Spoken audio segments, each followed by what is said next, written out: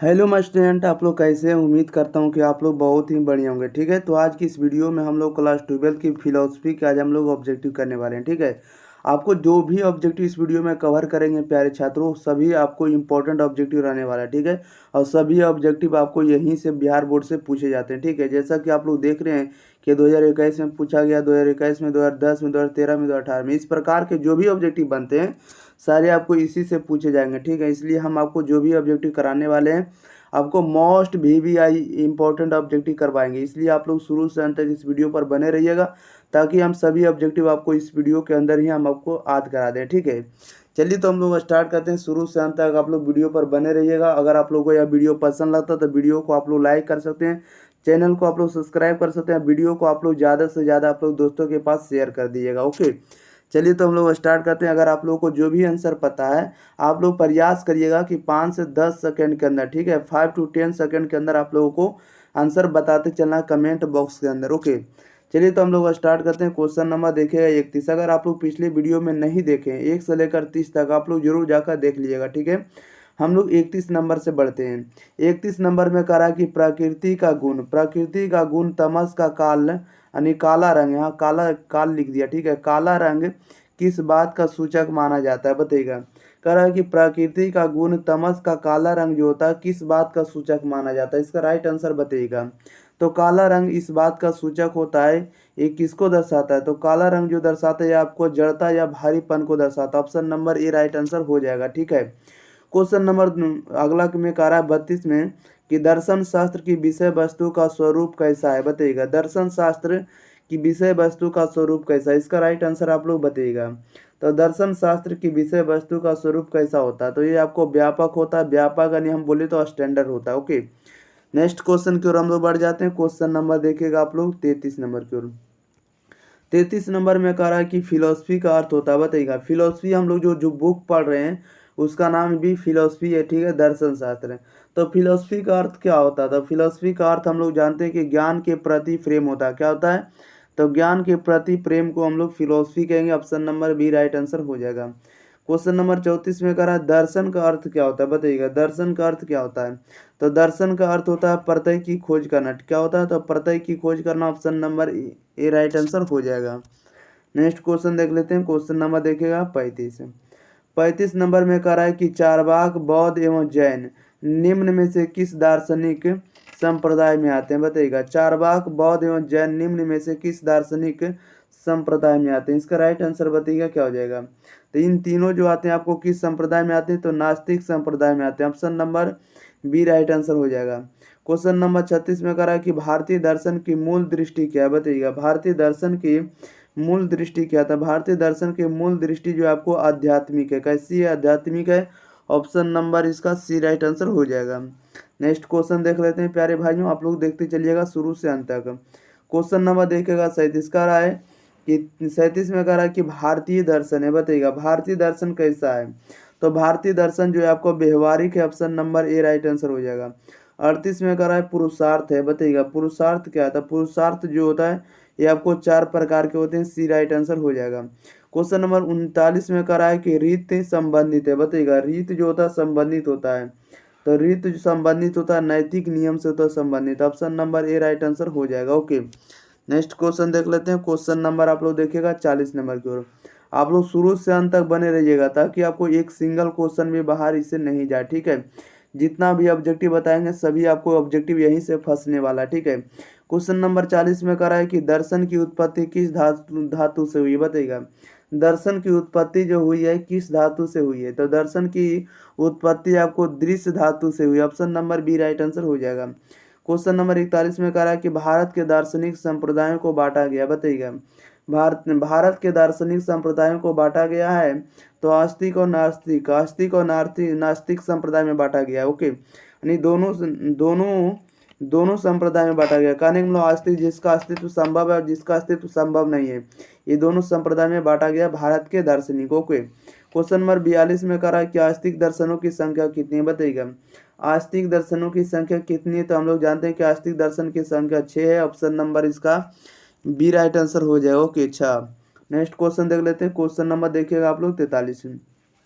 43 number में कह रहा है निम्न में कौन पुरुषार्थ नहीं, बताइएगा निम्न में कौन पुरुषार्थ नहीं, तो पुरुषार्थ कौन नहीं, तो आत्मा नहीं, option number B right answer हो जाएगा। 44 नंबर में कह रहा है निम्न में कौन पुरुषार्थ नहीं, आप लोग इसका भी राइट आंसर बताइएगा, ठीक है। निम्न में पुरुषार्थ कौन नहीं, आप लोग जल्दी जल्दी बताइएगा। तो पुरुषार्थ का उदाहरण कौन है, तो आपको ईश्वर जो आपको पुरुषार्थ नहीं, option number C right answer हो जाएगा। क्वेश्चन नंबर 45 में कह रहा है निम्न में कौन नास्तिक दर्शन है, बताइएगा निम्न में कौन नास्तिक दर्शन है, तो नास्तिक दर्शन बताइएगा कौन सा हो जाएगा। तो देखिएगा न्याय दर्शन आपका नास्तिक दर्शन नहीं है, ठीक है। बौद्ध आपका सॉरी सांख्य दर्शन भी नहीं है, योग दर्शन भी नहीं है, ये सभी आपका नास्तिक दर्शन है। क्या है, देखिएगा इसमें कह रहा है कि नास्तिक दर्शन है, तो नास्तिक दर्शन इसमें से कोई भी नहीं है, ठीक है, इसलिए इसका राइट आंसर डी हो जाएगा, इनमें से कोई नहीं। ओके, आप लोग याद रखिएगा। नेक्स्ट क्वेश्चन देख लेते हैं। क्वेश्चन नंबर देखिएगा आप लोग 46 नंबर को, देखिएगा 46 नंबर में क्या कर रहा है। 46 में कह रहा है कि आस्तिक और नास्तिक दर्शन का भेद भारतीय संप्रदाय में किस आधार पर किया गया, बताइएगा। इसमें से कह रहा है कि आस्तिक और नास्तिक दर्शन का भेद भारतीय संप्रदाय में किस आधार पर किया गया है, तो वेद में विश्वास के आधार पर किया गया, option number B right answer हो जाएगा। 47 में कह रहा है कि चारवाक दर्शन है, बताइएगा चारवाक दर्शन क्या है, तो चारवाक दर्शन आपको भौतिकवादी दर्शन है, ये राइट आंसर हो जाएगा। नेक्स्ट क्वेश्चन देख लेते हैं। क्वेश्चन नंबर देखिएगा 48। 48 नंबर में कह रहा है कि आध्यात्मिक अनुभूति किस दर्शन शास्त्र में बौद्धिक ज्ञान से उच्च माना गया है, बताइएगा। आध्यात्मिक अनुभूति किस दार्शनिक दर्शन शास्त्र यानी फिलोसफी में बौद्धिक ज्ञान से उच्च माना गया, इसका राइट आंसर बताइएगा क्या हो जाएगा। तो ये माना गया भारतीय दर्शन से उच्च माना गया, ये राइट आंसर हो जाएगा। 49 में कह रहा है कि मोक्ष के दो प्रकार हैं, बताइएगा मोक्ष के दो प्रकार हैं, तो मोक्ष के दो प्रकार होते हैं, जीव और अजीव होते हैं, option number D right answer हो जाएगा। नेक्स्ट क्वेश्चन देख लेते हैं। क्वेश्चन नंबर देखिएगा 50। 50 नंबर में कह रहा है निम्नलिखित में कौन दर्शन बौद्धिक है, बताइएगा निम्नलिखित में कौन सा जो दर्शन है बौद्धिक है, तो बौद्धिक दर्शन आपको पश्चिमी दर्शन जो होता है बौद्धिक दर्शन है, सी बी राइट आंसर हो जाएगा। 51 नंबर में कह रहा है कि कर्म शब्द की उत्पत्ति हुई है, बताइएगा आप लोग जल्दी जल्दी इसका राइट आंसर है। तो कर्म शब्द की उत्पत्ति किसे हुई, तो कर्म शब्द की उत्पत्ति आपको क्री धातु से हुई, option number C right answer हो जाएगा।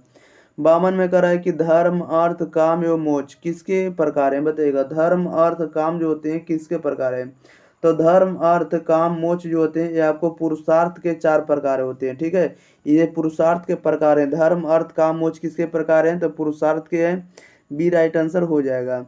नेक्स्ट क्वेश्चन हम लोग बढ़ जाते हैं। क्वेश्चन नंबर देखिएगा आप लोग 53 नंबर की ओर। 53 नंबर में देखिए क्या कह रहा है निम्नलिखित में किसने आत्मा और शरीर को एक दूसरे का पर्याय माना, बताइएगा पर्याय का मतलब समान माना, ठीक है, पर्याय नहीं पर्यायवाची जिसको हम लोग कहते हैं, ठीक है। कह रहा है इसमें से निम्नलिखित में किसने आत्मा और शरीर को एक दूसरे का पर्याय माना है, किसने माना है, तो चारवाक माना है, ठीक है, option number A right answer हो जाएगा।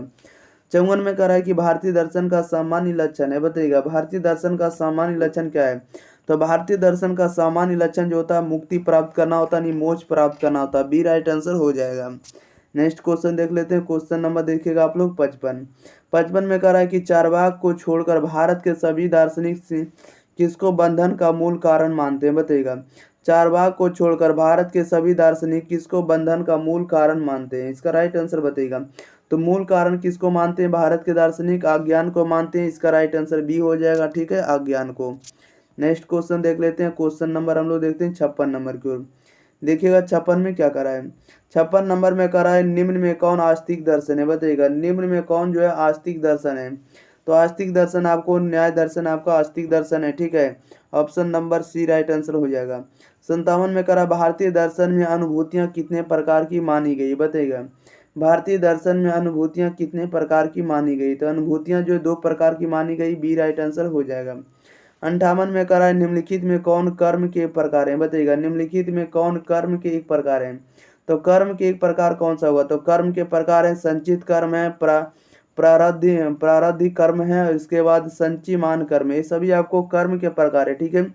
संचित कर्म हो गया, इसके प्रारब्ध कर्म हो गया, इसके बाद संचिमान कर्म हो गया, ये सभी आपको कर्म के प्रकार है, इसलिए इसका राइट आंसर डी लगाएंगे, ये सभी है इनमें से सभी। ओके, नेक्स्ट क्वेश्चन देख लेते हैं। क्वेश्चन नंबर देखिएगा 59 में कह रहा है कि सुख और दुख कर्मशः शुभ और अशुभ कर्मों के अनिवार्य फल हैं माने जाते हैं, ठीक है, यह किस सिद्धांत से जुड़ा हुआ है, आप लोग जल्दी जल्दी बताइएगा। कह रहा है कि सुख और दुख कर्मशः सुख और दुख क्रमशः शुभ और अशुभ कर्मों के अनिवार्य फल होते हैं, ठीक है, या माने जाते हैं। यह जो है किस सिद्धांत से जुड़ा हुआ है, तो ये आपको कर्म सिद्धांत से जुड़ा हुआ, option number A right answer हो जाएगा। 60 में कह रहा है कि भारतीय दर्शन की उत्पत्ति हुई, बताइएगा भारतीय दर्शन की उत्पत्ति किससे हुई, तो भारतीय दर्शन की उत्पत्ति हुई है आध्यात्मिक असंतोष से, ऑप्शन नंबर इसका बी राइट आंसर हो जाएगा, आध्यात्मिक असंतोष से। ओके, नेक्स्ट क्वेश्चन देख लेते हैं। क्वेश्चन नंबर आप लोग देखिएगा कितना नंबर, 61 नंबर की ओर। 61 नंबर में कह रहा है कि बौद्ध दर्शन में मोक्ष को निर्वाण कहा गया, ठीक है, हम लोग जैसा जानते हैं इसे व्यक्ति के क्या होगा, बताइएगा। कह रहा है कि बौद्ध दर्शन में मोक्ष को निर्वाण कहा गया, इसे व्यक्ति के क्या होंगे, तो इसे व्यक्ति के आपको समस्त दुखों का अंत हो जाता है, ठीक है। मोक्ष यानी निर्वाण जिसको मिल गया या तो प्राप्त हो गया, उससे उस व्यक्ति का समस्त दुखों का अंत हो जाता है और पुनर्जन्म की श्रृंखला भी समाप्त हो जाती है, ठीक है, यानी जन्म लेने की आवश्यकता नहीं पड़ती है। इसलिए दोनों कथन सही है, इसलिए इसका राइट आंसर आप लोग सी लगाएंगे, ए और बी दोनों। 62 में कह रहा है कि भारतीय दर्शन में यथार्थ ज्ञान को कहा जाता है, बताइएगा यथार्थ के मतलब अधिक ज्ञान को क्या कहते हैं, बताइएगा भारतीय दर्शन में यथार्थ ज्ञान को क्या कहा जाता है, तो अर्थार्थ ज्ञान को हम लोग प्रमा कहेंगे, option number A right answer हो जाएगा। चलिए, तो इस वीडियो में जितना भी ऑब्जेक्टिव था सभी ऑब्जेक्टिव आपको कंप्लीट करा दिए, ठीक है। तो आप लोग इस वीडियो को ज़्यादा से ज़्यादा दोस्तों के पास शेयर करें, चैनल को सब्सक्राइब करें और आप लोग कमेंट बॉक्स में ज़रूर बताएं कि हमारे वीडियो आपको कैसे लगते हैं। ओके, मिलते हैं हम लोग अगले वीडियो के साथ, तब तक के लिए आप लोग यह भी बताएं कि आपको किस वीडियो पर, किस सब्जेक्ट पर आपको वीडियो चाहिए, ठीक है। तो मिलते हैं अगले वीडियो के साथ, तब तक के लिए thank you for watching this video, धन्यवाद।